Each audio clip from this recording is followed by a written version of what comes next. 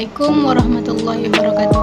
Perkenalkan, nama saya Supianti Bakara dengan NIM 0114222073.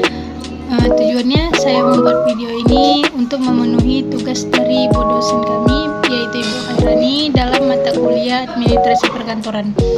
Baiklah, di sini saya akan menjelaskan sedikit tentang materi yang telah kami pelajari, yaitu yang berjudul jenis-jenis pola persuratan. Jenis-jenis pola persuratan. Secara umum, jenis surat yang dilihat dari bentuk, isi, dan bahasanya bisa digolongkan menjadi yaitu surat pribadi, surat dinas, dan surat niaga. Sedangkan jika digolongkan berdasarkan pemakaiannya, surat biasa dibedakan menjadi surat pribadi resmi dan surat dinas. Surat pribadi.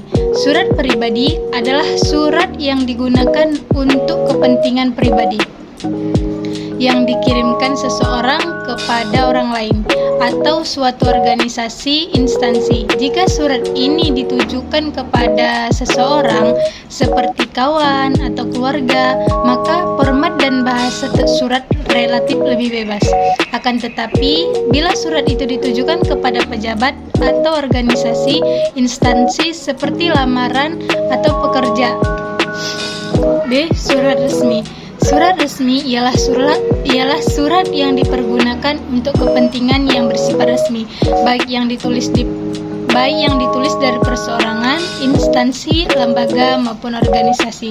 Surat menyurat tidak dapat dipisahkan lagi dari kelembagaan. Oleh karena itu, tata aturan yang benar diperlukan agar pesan yang ingin disampaikan melalui surat dapat sesuai dengan yang dipahami oleh penerima surat. Surat pemberitahuan dan surat edaran. Surat resmi sebagai bentuk alat komunikasi pengganti dan menggunakan bahasa dalam bentuk tertulis harus tersajikan dengan jelas. Di samping harus memperhatikan isinya dengan baik, dan untuk memperoleh kejelasan dan kebaikan isi dari sebuah surat resmi, salah satunya perlu ditunjang oleh penguasaan terhadap penggunaan kaidah ID, yaitu ejaan yang disempurnakan yang baik pula. Dengan demikian, pihak pembaca atau penerima surat dapat dengan jelas pula memahami isi dan maksud dari surat tersebut. Di sisi lain, dalam kaitan penulisan surat resmi juga pada praktiknya seringkali didapati kesalahan. Kesalahan itu antara lain berupa susunan kalimat yang tidak lengkap dan berbelit, penggunaan tanda baca yang tidak perlu atau berlebihan, ejaan yang tidak sesuai dengan ID, pemakaian istilah asing yang tidak perlu, tata bahasa yang tidak teratur, bahkan penggunaan bentuk atau model surat resmi yang tidak menentu. Oleh karena itu, sebagai upaya untuk mengoptimalkan penulisan surat resmi yang memenuhi syarat dan kaidah bahasa, perlu dilakukan studi yang lebih mendalam tentang penggunaan ID dalam surat resmi pada saat mempelajari penulisan surat menyurat. Hal ini bertujuan untuk memperkecil tingkat kesalahan yang mungkin terjadi dalam penulisan surat resmi. Ciri-ciri surat resmi seperti berikut. Yang pertama, menggunakan kepala surat jika mengeluarkannya adalah lembaga atau organisasi. Yang kedua, menggunakan nomor surat lampiran dan perihal. Yang ketiga, menggunakan salam pembuka dan penutup yang lazim atau resmi seperti Assalamualaikum dengan hormat kami. Yang keempat, menggunakan akan bahasa dengan ragam resmi atau baku. Yang kelima, menggunakan cap atau stempel jika berasal dari sebuah organisasi atau lembaga resmi. Yang keenam, penulis surat mengikuti format surat tertentu.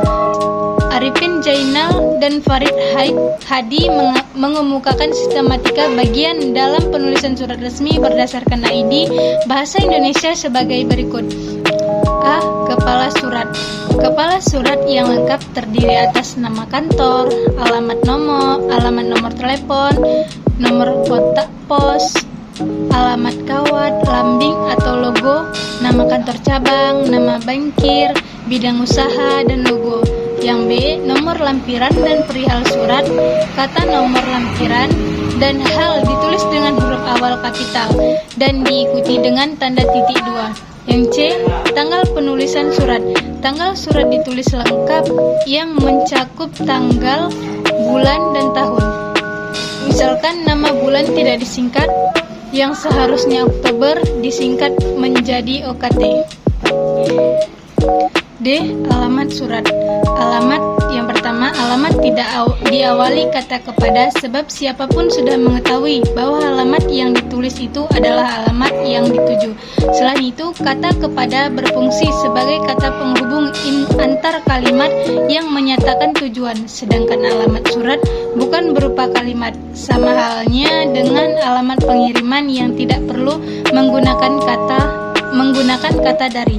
Yang kedua, alamat pada lembar surat ditulis di sebelah kiri di antara perihal dan salam pembuka dengan tidak diikuti tanda baca apapun. Yang ketiga, kata sapaan seperti saudara, bapak, ibu, dan tuan tidak perlu ditulis di depan gelar, pangkat, dan jabatan. Kata sapaan digunakan jika diikuti langsung oleh nama orang yang dituju. E. Penulisan salam pembuka. Salam pembuka yang lazim digunakan yaitu ungkapan dengan hormat dengan huruf kapital. F. Penulisan paragraf pembuka. Beberapa kesalahan dalam kalimat yang dipakai oleh penyusun surat diantaranya. Yang pertama ialah bersama ini kami beritahukan bahwa. Kesalahan dalam kalimat di atas adalah penggunaan bersama ini, padahal surat tersebut hanya diberitahukan sesuatu dan tidak melampirkan atau mengirimkan barang. Yang kedua, kami mohon bantuan daripada Tuan. Kesalahan dalam kalimat di atas adalah penggunaan daripada, karena daripada hanya digunakan untuk membandingkan dua hal atau masalah. Dalam bahasa Indonesia, bentuk tersebut termasuk keterangan cara atau keterangan tujuan yang harus dilengkapi dengan kata penghubung, yakni dengan dan untuk. Yang G. Isi surat. Isi surat sebagai inti surat harus memakai kata-kata yang jelas, tidak multitafsir atau bermakna ambigu. Menurut Zainal Arifin dan Farid Hadi 2010-234, isi atau pokok surat memuat sesuatu yang diberitahukan, dilaporkan, dinyatakan, diminta, dan lain-lain. Untuk menghindar salah tafsir demi efisiensi, isi surat hendaknya singkat dan jelas. H. Penulisan paragraf penutup. Paragraf penutup sering dijumpai pemakaian kalimat berikut. Atas perhatiannya, kami ucapkan terima kasih. Pengguna akhirannya pada perhatiannya, akhiran yang digunakan sebagai kata ganti orang ketiga, sedangkan penerima surat adalah orang kedua. Kata gantinya dapat diganti dengan saudara, bapak, atau ibu sebagai kata ganti orang kedua. I. Salam penutup. J. Tembusan surat. Tembusan adalah pihak yang mendapat tembusan atau salinan surat selain yang dialamatkan. Kata tembusan ditulis dengan awal huruf kapital dan diikuti tanda titik dua tanpa digaris bawahi. C. Surat niaga. Surat niaga adalah surat yang biasa digunakan bagi badan yang menyelenggarakan kegiatan usaha niaga seperti usaha industri, bisnis, dan usaha jasa. Biasanya surat niaga dibuat oleh perusahaan untuk mencari keuntungan. Ada beberapa yang termasuk ke dalam surat niaga, yaitu jual beli, kwitansi, dan perdagangan. Surat niaga juga format tulisannya hampir sama dengan surat resmi. Surat niaga juga memiliki beberapa macam, yaitu surat penawaran atau surat jual, surat permintaan penawaran, surat pesanan atau order, surat pengiriman barang, surat keberatan atau komplain, surat pembayaran dan penagihan, surat pengaduan atau klaim, dan susunan surat niaga yaitu kepala surat, pembukaan, isi surat, dan penutup. Ciri-ciri surat niaga. Pertama, dimulai dengan pembukaan yang tepat dan menarik. Yang kedua, pengaturan masalah secara jelas tanpa meninggalkan sikap ramah dan sopan santun. Yang ketiga, kecenderungan menggunakan bentuk formulir untuk mendapatkan efisiensi kerja, penghematan waktu, tenaga, dan biaya. D. Surat dinas. Surat dinas digunakan untuk kepentingan pekerjaan formal seperti instansi dinas dan tugas kantor. Surat ini penting dalam pengelolaan administrasi dalam suatu instansi. Fungsi dari surat dinas yaitu sebagai dokumen bukti tertulis, alat pengingat berkaitan dengan fungsinya, dengan arsip, bukti sejarah atas perkembangan instansi, dan pedoman kerja dalam bentuk surat keputusan dan surat instruksi. Nadia dan Sugi Hastuti 2018 mengatakan bahwa surat dinas adalah surat yang berisi masalah mengenai kedinasan yang dibuat oleh suatu instansi pemerintahan, instansi swasta, dan organisasi. Dalam perkembangannya, tampak bahwa penerbit surat dinas bukan hanya instansi pemerintah. Dalam urusan kedinasan biasa ditemukan surat izin tidak masuk kerja.